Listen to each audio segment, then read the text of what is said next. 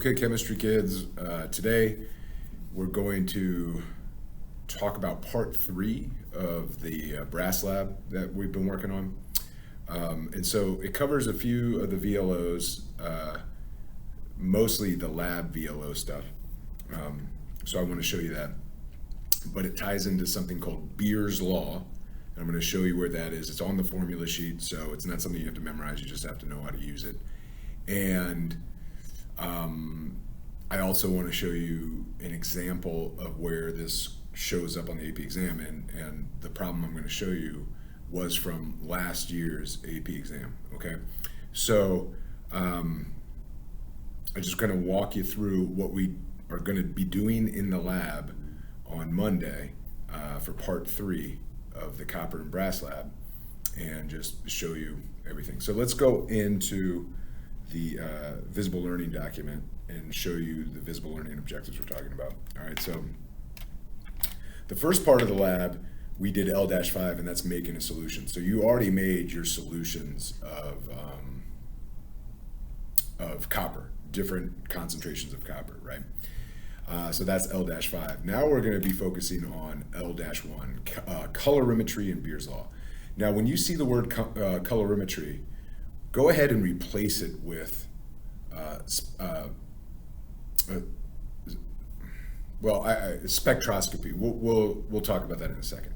But colorimetry is what we call it because we use a colorimeter. But you might hear it as spectroscopy because in AP chemistry language, they might, instead of colorimeter, they might use spectrophotometer. And I'll show you what the difference here is in a second. All right. So, but let's find out what Beer's Law is. All right. So, Beer's Law, is in your formula sheet. So if we go to our AP chemistry formula sheet, this is Beer's Law. It's pretty simple. It's capital A equals ABC, and they tell you what those things are. Right? Capital A is absorbance. A, lowercase a, is called the molar absorptivity constant. B is called the path length, and C is the concentration. And normally that's going to be in molarity because that's usually how we measure concentration. So C is going to be your molarity. All right. But let's talk about what that means. All right. So I want to kind of take you through what we're going to do in the lab and what Beer's Law looks like. So again, this is how Beer's Law looks on your formula sheet with a lowercase a. Just real quick, if you look at your lab, when you look at part 3 of your lab, notice they have Beer's Law here, but instead of a lowercase a, they have this kind of weird looking E, this epsilon thing. It's the same thing. It's the molar absorptivity constant, and I'm going to talk about what we're going to do. All right. So let's understand something, right? All right, so we have a brass sample. All brass is copper metal and zinc metal in an alloy. And we know that alloy is going to be substitutional because copper and zinc are basically the same radius, right? They're right next to each other on the periodic table. Regardless of that, it's copper and zinc. And so what we're going to do is we're going to take a sample of brass. We're going to use a brass screw from Home Depot. We're going to weigh the mass of the brass because what we want is to figure out percent by mass of the copper in the screw, in the sample of brass. So the first thing we got to do is weigh our screw, all right, our brass screw, and that'll be the total mass of our sample, right?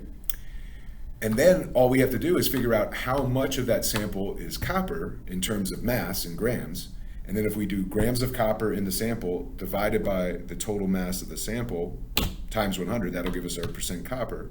And because it's only copper and zinc, we subtract from 100 and we get our percent zinc, okay? So we're gonna take our brass screw, we're gonna dissolve it in nitric acid, a chemical reaction occurs, all the copper and all the zinc get oxidized. I'm gonna show you what that looks like in a second.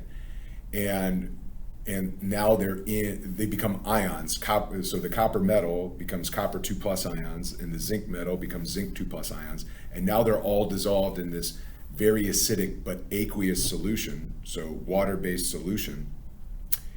And that solution is going to be blue because of the copper 2+ ions. All right, so real quick, let me just show you how that reaction works. All right, So what's going to happen is we're going to take our copper and our zinc, so this is our brass, and these reactions happen with nitric acid.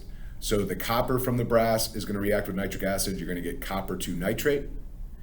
NO2 gas is going to be produced. That's why we're going to be doing the reaction in the fume hood, and that'll escape through the fume hood, and then you just get more water. And then the same thing happens with the zinc. The zinc reacts with the nitric acid. You get zinc 2+ ions with nitrate, but that's aqueous, right? And we know nitrate compounds are soluble, so these would be dissociated, these would be dissociated. All the gas would escape, and all you have in your beaker is water and dissolved ionic compounds, right? So this is what your final solution would look like. You got copper ions, you got zinc ions, you got a lot of nitrate ions, and they're all floating around, they're all dissolved, okay? Well, it just so happens that zinc and nitrate are colorless in solution. But you have copper ions, and we know that copper ions are blue in solution. And now we know that the copper ions are the solution's colored blue is going to depend on how much copper we have, right?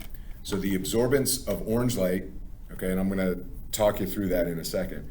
But if we see blue, if the solution's blue, that means the solution's absorbing a lot of orange light. So the absorbance of orange light is dependent on how much copper you have. And the more copper you have, the more it'll absorb. So what we want to take from this is absorbance and concentration. Absorbance and concentration are proportional to each other, okay? So the more concentrated the copper ions, the more orange light gets absorbed, and the more blue your solution is going to be, right? Okay, so let's talk about Beer's law. Let's talk about how we're going to do. So our goal, right? We took our brass solid, we dissolved it all into nitric acid, and this is what we get, right? So we have a resulting blue solution, right? So how are we going to figure out how much copper's in there? All right, that's our goal, right? And we're going to use Beer's law, all right? So let me pull up some notes here. All right. So remember, we made all of these standardized solutions here, right? So this was, and we went from like 0.5 moles per liter of copper ions to 0.025 molar. And we'll notice that more light gets absorbed as we go from lower concentration to higher concentration. So absorbance and concentration are directly proportional. Absorbance and molarity are directly proportional, right? Okay. So what we're going to do is one way to do this is just qualitatively. We could take our brass solution that we just made, dilute it to 100 milliliters, so in a volumetric flask, and compare that solution with this and kind of line it up with the one that it looks most like, right? So if we took our unknown brass solution and it looked like this color blue, then we could estimate that the copper 2+ concentration is 0.2 molar, right? We could do the same thing if it looked like this. Maybe it's 0.3 molar, maybe it's 0.1 molar, right? And we could just use our eyes, all right? But we want to do it quantitatively, all right? And that's when we're going to make a calibration curve, okay? But let's understand how we're going to do it. So what we have to do is figure out how much light is being absorbed by these things, by these different molarity solutions, okay? All right. So again, how do you know what light is being absorbed? It's the opposite of the color wheel, all right? So if we see blue, that means a lot of orange light's being dissolved, or sorry, not dissolved, a lot of orange light's being absorbed, all right? Permanganate is purple in solution. So if we had permanganate in solution, right, it would be absorbing a lot of yellow light. We see purple, that means it's absorbing yellow light. So for the copper solution, we see blue, so it's absorbing a lot of orange light, okay? All right. Now, this graph kind of shows you which wavelength, if you could pick any wavelength of light to shoot through your solution to see how much light would be absorbed. This chart kind of shows you when you have a copper nitrate solution, which wavelengths are absorbed the most. And so you notice on this side, right, on the violet side, no light being absorbed, right? That's because we see blue. But on this side, right here, if we look, if we could pick a wavelength, we would pick, a wavelength right here because that's the light that's being absorbed, right? All right, and so now, like if we compare copper 2 nitrate and copper 2 sulfate, it's basically the same curve. And now, what we can get from that is, okay, the only thing absorbing light is copper, and it must be like sulfate and nitrate are colorless in solution. Okay, what color is iron? So if we go to iron, what light is being absorbed? A lot of purple light, right? A lot of purple and blue light is being absorbed by iron 2+ ions. So if we go back to our color wheel, whoops, right? If blue and violet light are being absorbed, then the solution is going to be orangey yellow, right? So iron 2+ is actually kind of orange in solution. It's because a lot of this light is what we see. So, sorry, a lot of this light is what's being absorbed by an iron 2+ solution. So this is what we see, okay? But for copper 2+, it's kind of the opposite. We see blue, so that means a lot of orange light's being absorbed, all right? Okay. And if you look at zinc nitrate, notice no visible light is being absorbed. So we know that zinc ions in solution are colorless and nitrate ions are in solution are colorless. So if we go back to our reaction mixture, yeah, we got a bunch of stuff in there, but the only thing that's making the solution blue is the copper ions. These don't do anything, so we don't care about them, okay? Oops, all right, so let me go back to our outline here. All right, so what are we gonna do? Okay, we have a colorimeter, okay? It's not as big. This is a spectrophotometer, okay? This is what you could use in college. So the difference between a colorimeter and a spectrophotometer basically does the same thing, but a spectrophotometer, you can pick the exact wavelength you want to shoot through your solution, okay? Whereas a colorimeter, you can only pick varying wavelengths. There's a few different wavelengths you can pick.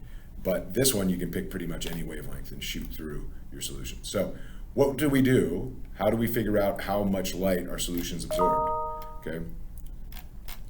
We pour our solution into a cuvette. A cuvette is just this kind of square looking or cube, rectangle looking cube thing. It's just a container. It's 1 centimeter long. All right, so it's 1 centimeter by 1 centimeter by 1 centimeter. You pour your solution in the cuvette, okay? You place the cuvette in your colorimeter. You shine a light source. You pick the wavelength you want to shoot through your solution, and you shoot that wavelength through the solution, and the detector picks up how much light actually got through, right? So if this is a colorless solution, all of that green light would go through, and you would have 0 absorbance or 100% transmittance, okay? But if this was a solution that absorbed green light, then some of the green light would go through, but some of it would be absorbed, and you would get some absorbance, okay? So what we're gonna do is we're gonna make a calibration curve, okay? And I'll show you what that looks like. So we're gonna make a graph of absorbance versus molarity. Absorbance on the y-axis, molarity on the x-axis, based on our standardized solution. So here are the molarities of our standardized solutions. And what we would do is just take each solution one at a time, put it in a cuvette, measure how much light was absorbed, and measure the absorbance value, right? So, and it should make sense, the higher the concentration of copper, the more light that's going to be absorbed, right? So notice how our absorbance values decrease as our concentration values increase, okay?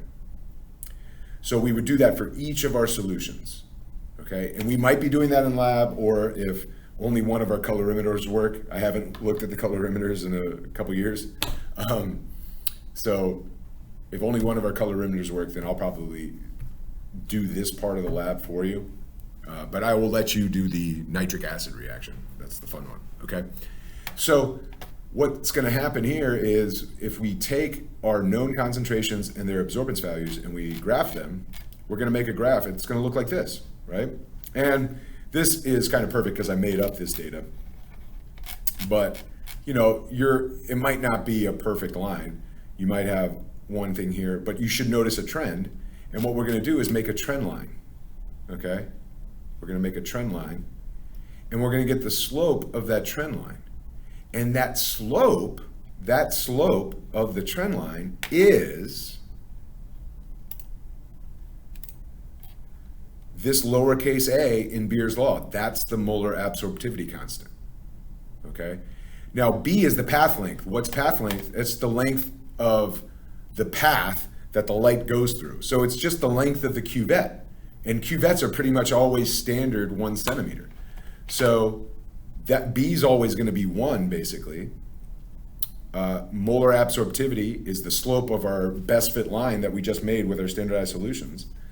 And then what we can do is, if we measure the absorbance of our brass solution, we can plug in the absorbance of our brass solution, plug in the molar absorptivity of our graph, 1 for B, and we could solve for C, which would be the molarity of our brass solution, the molarity of copper in our brass solution. And if we know the molarity and we know the volume, we can figure out moles of copper. And if we can figure out moles of copper, we can figure out grams of copper.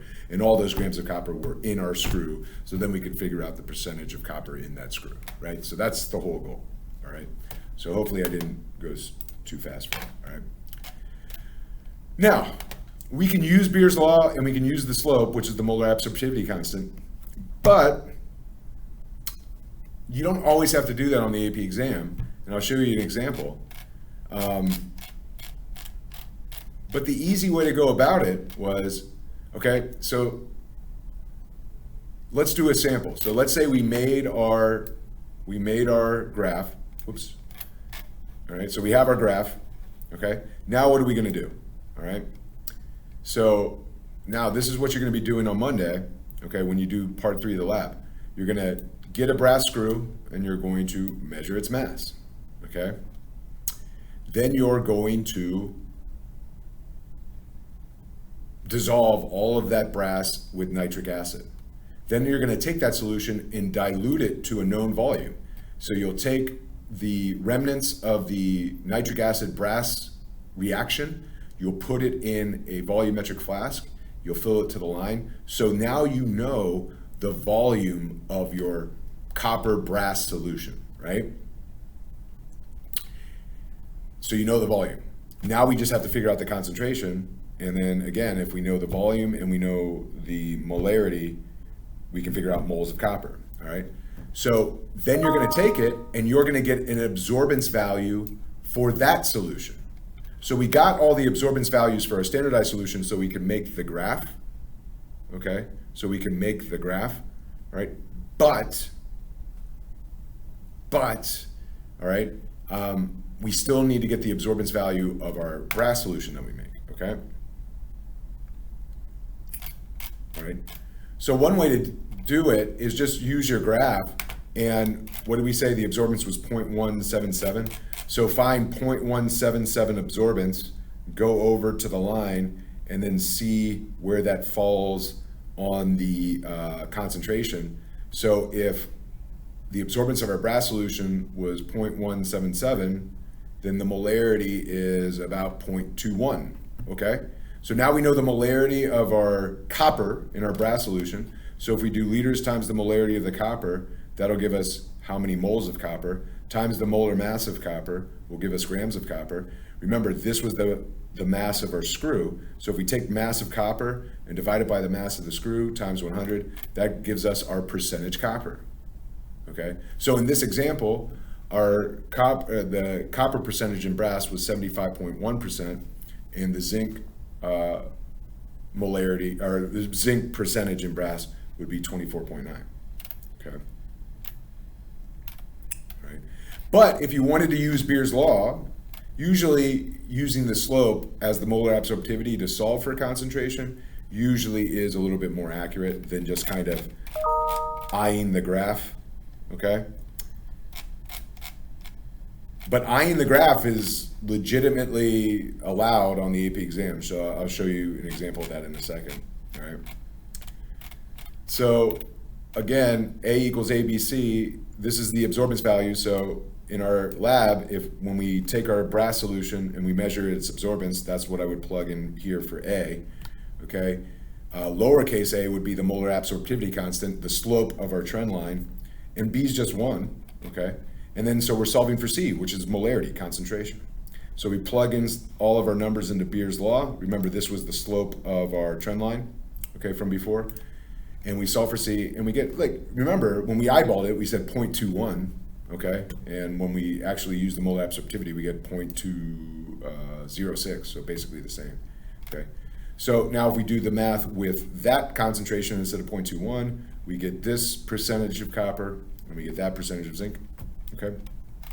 And either way, you're gonna get about the same answer.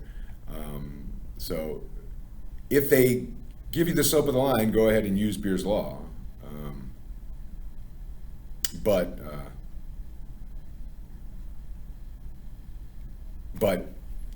if they don't give you the slope of the line, just eyeball it, okay? So let me show you an example of that. So this is from last year's AP chemistry exam, and notice this, it says if the absorbance of a copper sulfate solution, and we just went over it, so sulfate's colorless, copper is blue. So we don't know the concentration, but we know the absorbance is 0.291, okay? Now, in here, they made us an absorbance versus concentration graph.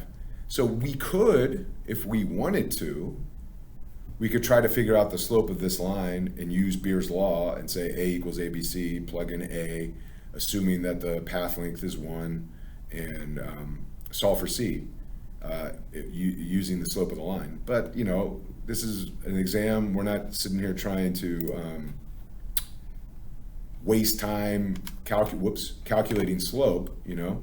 So what you could do is say, okay, 0.29, you go up to around 0.219. So 0.219, you find 0.219, you go over here, you come down here, you estimate